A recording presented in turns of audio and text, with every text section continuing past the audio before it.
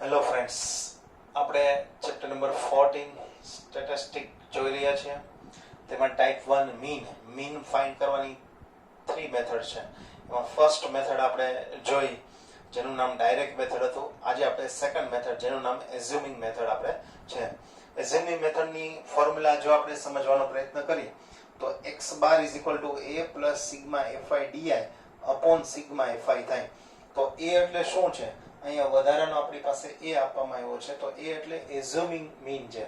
એટલે આપણે જે મીન છે પહેલેથી એઝ્યુમ કરી લેવાનો છે કે મારો આન્સર આ હશે, એટલે એને આપણે એ તરીકે લેશું.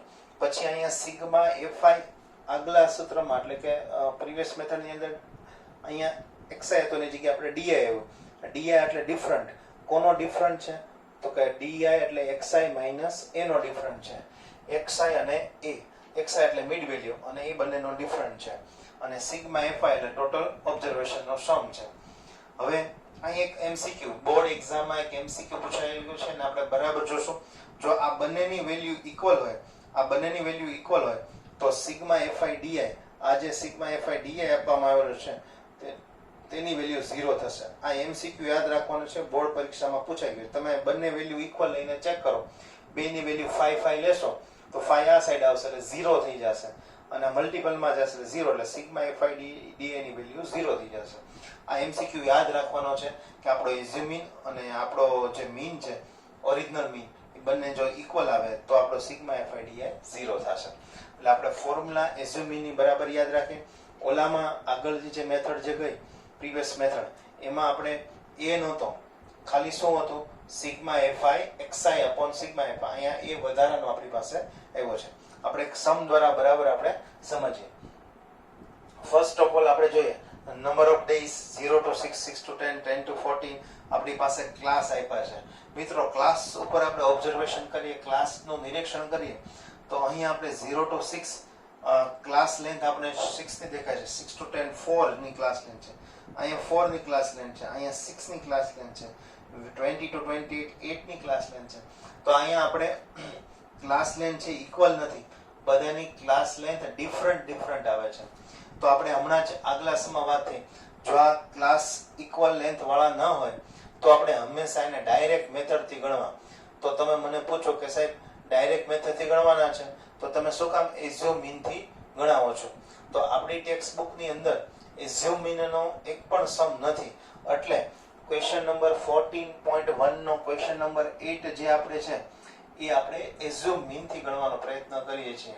એઝ્યુમિન નો એક સમ આપણને આપવામાં આવ્યો નથી. આ સમ ની લેન્થ સરખી નથી એટલે આપણે આને ડાયરેક્ટ મેથડ થી પણ ગણી શકીએ, પણ આપણે એક એઝ્યુમિન થી ગણવાનો આનો પ્રયત્ન કરીશું. ચાલો, તો સૌપ્રથમ આપણે એનો ફ્રીક્વન્સી નો સમ કરશું. જે ફ્રીક્વન્સી આપણને આપવામાં આવી છે એનો સમ થશે n = 40. n ની જગ્યાએ આપણે સિગ્મા fi પણ આપણે લખી શકીએ છીએ. ચાલો, હવે મિડ વેલ્યુ. તો બધાની મિડ વેલ્યુ કેમ મેળવવાની છે તમને ખ્યાલ છે? 0 to 6 એટલે 6 / 2 એટલે 3. આ બંનેનો સમ અપર લિમિટ લોઅર લિમિટ 6 + 10 16, 16 / 2 એટલે 8, 10 + 14 24, 24 / 12. બધાની મિડ વેલ્યુ મેળવવી પડશે. શા માટે આપણે મેળવવી પડશે? કારણ કે આ બધાનો જે ક્લાસ લેન્થ છે ડિફરન્ટ છે. જો ક્લાસ લેન્થ સેમ હોત બધાની તો એક જ મિડ વેલ્યુ મેળવી અને આપણે એડ કરી દે, પણ અહીંયા બધાની મિડ વેલ્યુ આપણે સમ કરીને બધાની મિડ વેલ્યુ મેળવી લીધી. એટલે કે xi આપણું બોક્સ તૈયાર થઈ ગયું, જે આપણે આગલી રીતમાં કર્યું છે. ઓકે, હવે આમાંથી આપણે એ એઝ્યુમ કરવાનો છે. એ કોને એઝ્યુમ કરવાનો છે? તો કે બને ત્યાં સુધી જે મિડલ હોય, મિડલમાં જે કોઈ પણ ટર્મ આવતો એને એ એઝ્યુમ કરો તો સારું. આને પણ એ એઝ્યુમ કરી શકાય, આને પણ કરી શકાય. આમાંથી કોણ મીન હશે એ આપણે એઝ્યુમ કરવાનું છે. તો આપણે બને ત્યાં સુધી કોને મિડલમાં જે આવતા હોય એને એ એઝ્યુમ કરાય. એટલે મેં અહીંયા a = 70 એટલે કે 70 ને a તરીકે આપણે મેં એઝ્યુમ કરેલા છે. ફરીવાર સમજો મિત્રો, a તરીકે કોઈ પણ ને લઈ શકશો. 3 8 12 માંથી 24 23, તો આન્સરમાં કોઈ ફેર પડતો નથી. પણ કેવા એ લેવાના છે? બને ત્યાં સુધી મિડલમાં આવતા હોય તેને આપણે a તરીકે લેશું. આપણે 70 ને a તરીકે લીધા. હવે આ બોક્સ બનાવવાનું છે di નું. તો di એટલે xi માઇનસ a. આ બધા xi છે અને આ શું છે? a. તો આ બધામાંથી શું સબટ્રેક્ટ કરવાનો છે? xi માંથી a. ચાલો, પહેલા 3 માંથી -17 કરીએ.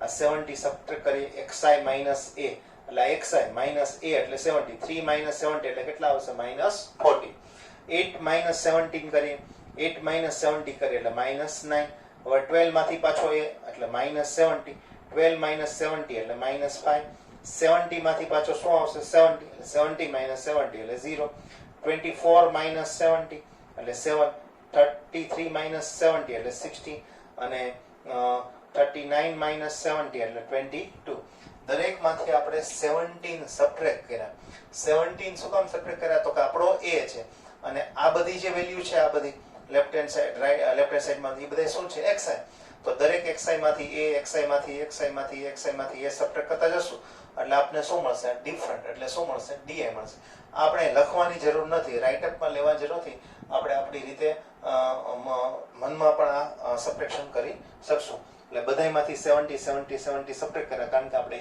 a તરીકે 70 ને લીધેલા છે આનો di નું બોક્સ બની ગયું હવે આપણે પાંચમું ખાનું બનાવવાનું છે fi di તો fi di કેટલા થાય 11 minus 14 એટલે minus 154 10 into 9 એટલે minus 19 7 5 35 પણ minus ની સાઇન એટલે minus 35 4 into 0 0 4 7 28 plus 17 3 into 16 plus 48 1 plus 22 એટલે plus 22 આ ત્રણેય સાઇન પ્લસ માં છે એટલે અહીંયા આન્સર પ્લસ માં આવશે આ ત્રણેય સાઇન માઈનસ માં છે એટલે અહીંયા આન્સર માઈનસ માં આવશે હવે જે આ સિગ્મા FID આવ્યો એના તમામ ટર્મ નો સમ કરવાનો છે તમામ ટર્મ નો સમ કરતા પહેલા આપણે જે માઈનસ વાળા જે ટર્મ છે જે માઈનસ વાળા ટર્મ છે એ માઈનસ વાળા ટર્મ નો આપણે સમ કરશું તો -279 થશે આ બધી સાઇન કેવી છે ઇક્વલ છે ઇક્વલ સાઇન હોય તો હંમેશા એનો સમ થશે ઇક્વલ સાઇન નો હંમેશા પ્લસ થશે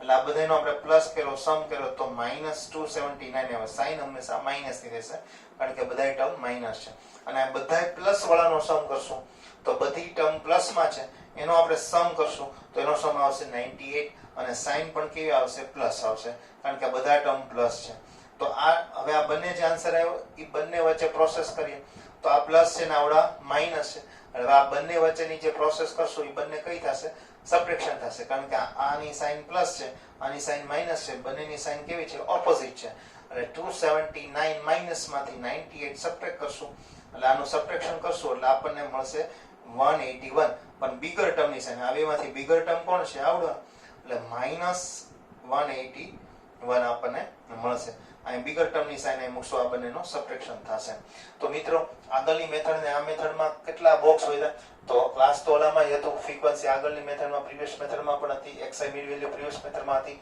આના પછીનું જે બોક્સ હતું fi xi હતું એની જગ્યાએ આપણી પાસે નવું બોક્સ કયું આવી ગયું di કેમ મેળવવાનું બરાબર આપણે સમજી લેશું અને di પછી fi અને xi નો મલ્ટીપલ કરતા એને બદલે fi અને di નો આ fi અને di નો મલ્ટીપલ કરશો એટલે આપણને સિગ્મા fi di મળી જશે હવે આ જે વેલ્યુ છે એ આપણે આપણા ફોર્મ્યુલામાં એને પુટ કરીએ તો આપણને બરાબર રીતે એનું લિસ્ટ બનાવીએ અને લિસ્ટ કરીને આપણે એમાં પુટ કરવાનો પ્રયત્ન કરીએ તો આપણી પાસે સિગ્મા FIDI -81 n14 a70 તો x બાર બરાબર a plus sigma FIDI upon n તો સિગ્મા FIDI એટલે -181 upon 14 વેલ્યુ પુટ કરીએ a એટલે આપણે કોને એઝ્યુમ કર્યો તો 70 a હતો મિત્રો અહીં ધ્યાન રાખવાનું છે કે આ 17 છે અને એમને એમ રાખવાના પહેલા આનું સિમ્પ્લિફિકેશન ટોટલી સિમ્પ્લિફિકેશન કરી નાખવાનું છે સબટ્રેક્શન હોય ડિવિઝન હોય ઇન્ટરસેક્ટ જે કાંઈ હોય આનું તમે ટોટલી પોઈન્ટમાં કન્વર્ટ કર્યા એટલે 4.52 આવ્યો અહીંયા આગળ માઇનસ સાઇન છે અહીંયા પ્લસ છે એટલે પ્લસ માઇનસ માઇનસ સાઇન થઈ જશે એટલે -4.52 આપણને મળી ગયા છે એટલે 70 - 4.52 એટલે 70 - 4 જશે એટલે 12.48 આનો આન્સર આવશે મિત્રો અહીંયા મારે તમને સબટ્રેક્શન કરતા શીખવાડવું છે 70 આ ડેસિમલ ફોર્મ નથી આ ડેસિમલ ફોર્મમાં છે તો 70 માં પોઈન્ટ ક્યાં છે તો 70 માં પોઈન્ટ છે લાસ્ટમાં છે તો અહીં લાસ્ટમાં આપણે પોઈન્ટ કર્યા પછી 20 પુટ કરી દેવાના છે